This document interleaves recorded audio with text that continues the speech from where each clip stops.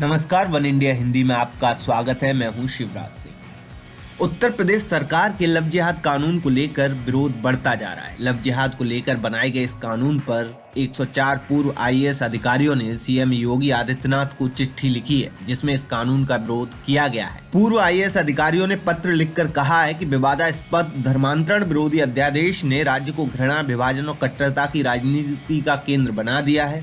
पूर्व नौकरशाहों ने इसे तत्काल वापस लेने की मांग की है। खास बात यह है कि पत्र लिखने वालों में पूर्व राष्ट्रीय सुरक्षा सलाहकार शिवशंकर मेनन, पूर्व विदेश सचिव निरुपमा राव और प्रधानमंत्री के पूर्व एडवाइजर टीके नायर जैसे लोग शामिल हैं।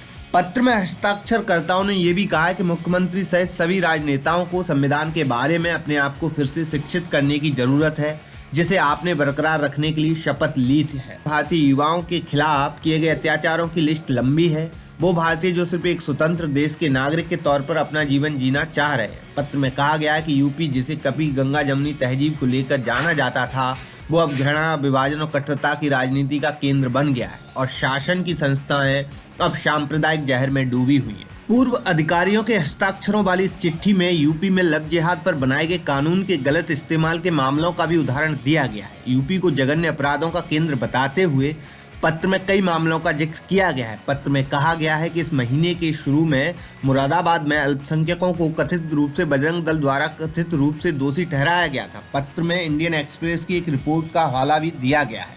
वहीं बिजनौर की एक घटना का भी जिक्र किया गया है। पत्र में कहा गया है कि पिछले हफ्ते यूपी के बिजनौर में 2 किशोरों को पीटा गया था, परेशान किया गया और एक पुलिस स्टेशन में ले जाया गया, जहां लव जिहाद का मामला दर्ज किया गया।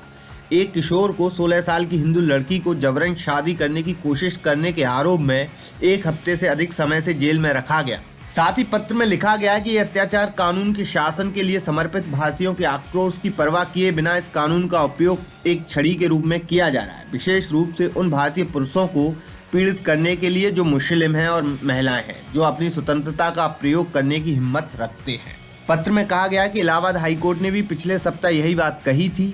एक अंतर्राज्यीय दंपत्ति को फिर से मिलाने के लिए कोर्ट ने कहा था कि महिला एक वयस्क है, उसे अपनी शर्तों पर जीवन जीने का अधिकार है।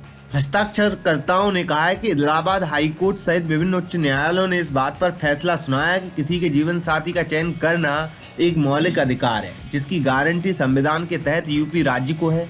अध्यादेश तथाकथित लव जिहाद अपराधों को टारगेट करता है, जो कि दक्षिणपंथी साजिश सिद्धांत का दिया गया नाम है, जिसके तहत मुस्लिम पुरुष हिंदू महिलाओं को अपने धर्म में परिवर्तन करने के लिए बहकाते हैं। पत्र में कहा गया है कि लव जिहाद शब्द केंद्र द्वारा मान्यता प्राप्त नहीं है, लेकिन इसका प्रयोग अल्पसंख्यकों को आतंकित करने के लिए किया जा रहा है। बता दें कि इससे पहले 4 पूर्व न्यायाधीशों द्वारा भी अध्यादेश की आलोचना की गई थी। इस खबर में फिलहाल इतना ही। तमाम अपडेट के लिए बने रहिए वन इंडिया हिंदी के साथ।